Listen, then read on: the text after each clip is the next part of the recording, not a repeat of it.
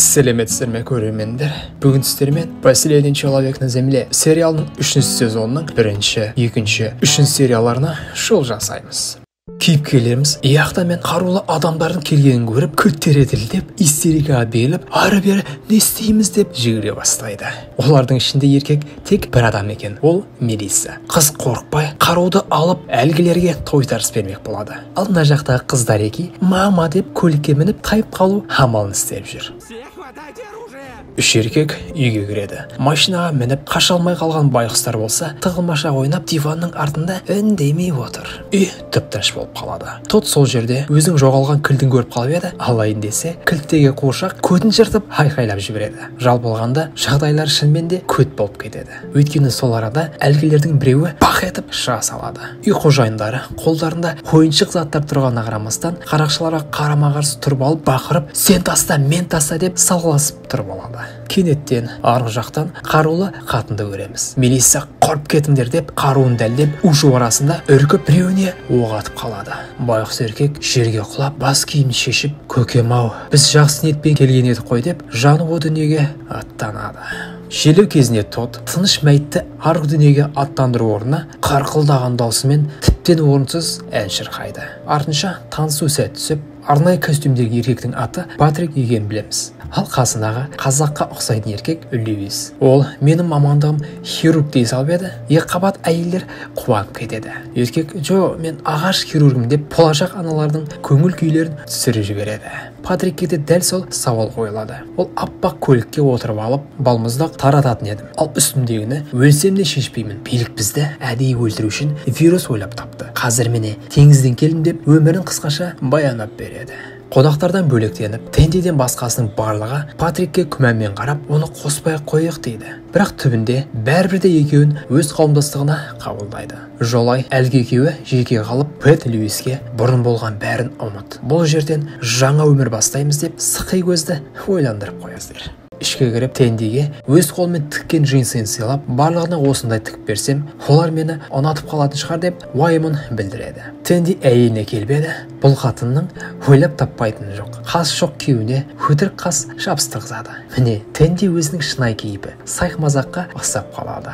Ертесі Патрик сүйіп жатқан еркек, сіздердің періштелеріңізбен сайтандарыңыз, балта, радуга деп бір нәрсені қуып тұрған көреміз. Сөйтсе бұл джинсыға сауылға болатын суреттердің мысалы. Ал Гейвелге келіп, еркектердің жүндеріше ұнайма деп еді, әйел немене деп ауыр көз тастайды. Ал біздің кірпік қанатымыз келгенде, Эрика оған әзіл ұстап еді. Патрик, менің досыма не айтып жатсың деп ерексейін деп қалады. Бұны көріп, бәрінің түрлері мыжайып қалады. Барлығы Льюиске келіп, Патрик жайлы бәр шындықты жай дейді. Еркек соғырға ашылып, сіздер басында әлгі еркекті емес, Патрикті атып тастауларыңыз керек дейді. Ол өте қауіпті, таза есі ауысқан психопат деп басқаларының зәрелерін алады. Льюис оларға, Патрик маған осыдан біраз уақыт бұрын басқаларына менің мекен-жайымды айтып бермесін деп бір еркекті өлтіріп қойдым деп айтқанын баяндайды. Ол еркектің кім болғанын түсінген шығарсыздар. Мына жақта қырда тұрып, жаңа достар аса қауіпті қаруды садақ атқандай ерігіп атып отырып сырлармен бөліседі. Тенди інім бар еді, жоғалттым дейді. Патрик те менің досым бар еді, өкінішке орай ол көз жұмды дейді. Екеуі де бір адам жайлы айтып тұрса да, оны әлі білмейді. Патрик ініңнің аты кім еді дегенде, Тенди Майк дейді. Патрик, менің досымның атына ұқсас екен деп, өздерінің ойлау деңгейлерінің қандай екендігін бізге паш етеді. Ішке кіріп еді, барлығы Тендиге, анау біреуді өлтірген, ол өте қауіпті деп ескерткеніне құлақ аспай тассаңдаршы. Осы жердегілердің жартысы адам өлтірген ғой деп ақтап алады. Патрик болса, ақыр киімі шешіп, басқаларына әдемі джинсыдан сыйлап, адами қалыпқа келіп қалыпты. Бірақ кенеттен үйдегі суреттердің бірінен Майкты көріп қалады. Это что значит? Что люди в этом доме выкидывают? Тенди, Джоа, ол ешкімге зиян жоқ, керемет тұлға деген солай. Патрик қаруын алып, басқаларына тақап тұрғандан көреміз. Еркек шынданып, Майк өліп қалған. Ал мынау кім? Барлығың мені алдап, вирус жұқтырмақшысыңдар деп қаруын алып, күшік сияқты қылқындап қалған Тендидің аяқ ортасына атайын деп еді, мылтығында оқ тосылып қалыпты. Барлығы қашындар деп жүгіре кетеді. Сыртқа шығып, көлікке отырып, газды қосқан сол еді, алдарынан тағы да жүнбай шығады. Бірақ Тод оны бақ етіп соғып кетеді. Еркек оны өлтіріп қоймау деп жүрегі дікілдеп кетеді. машинаны басып ұшып бара жатыр еді, көліктің бензині таусылып, бір үйге келіп тоқтайды. Ішке кіріп қараса, бұл ақштың әйгілі әншісі Шердің үйі екен. Ал төбеге көтерілсе, төсекте әншінің өлі денесі жатыр екен. Тот сол арада өлтіріп қойдың ба? Айтыңдаршы деп уайымдайды. Тенди, досты, сен оны қатты жылдамдықта соғып, оның ішек құрылыстарын шығарып тастадың. Ол тірі алмайды деп сенімдік білдіреді. Льюис, егер ол тірі қалса, ол міндетті түрде артымыздан келеді деп үркітеді.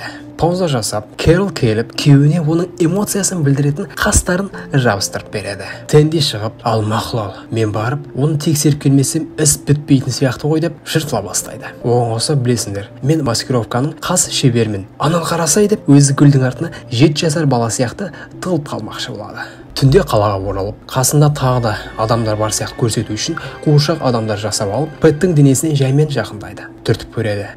Өлі сияқты. Сосын отырып, екеуміз жақсы дос болып келе жатыр едік. Сені лайықты қылып жерлеу керек деп, келесі сценада денесін алады да қоқысқа түк болмағандай лақтыра салады. Бұл Тендидің стилінде. Ертес келіп, өкінішке орай Пэт өліп қалды деп еді. Басқалар, тот жарайсың, сен зұлым адамды өлтірдің дегенде, Томпақ басқа бөлмеге барып, мен адамды өлтіріп қойдым деп еңіреп жас төге бастайды. Барлығынан жанашығыш Тенди оны аяп, ей Томпағым-ай, Пэт тірі, мен жай ғана аналарды сабырға түсіру үшін айттым, уайымдама. Қазір қалаға оралып Пэтпен сөйлесем деп, артынша Тотты алып келіп, үйге кірсе, дуалдағы тозақта көрсеміз.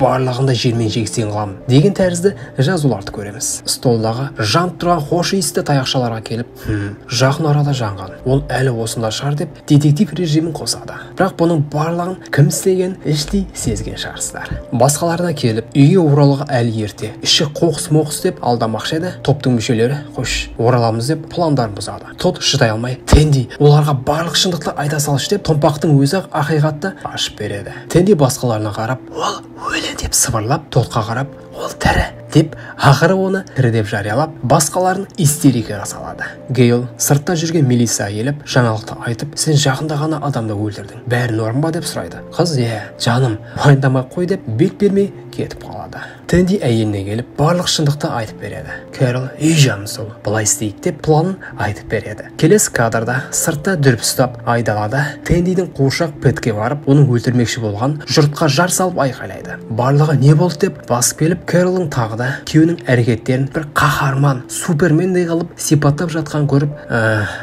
бұл түсінікті деп жай барақат қарап тұрады. Кэрол, ойбай басын кесті, ойбай көтін кесті деп күйеуін мақтап өліп бара жатыр.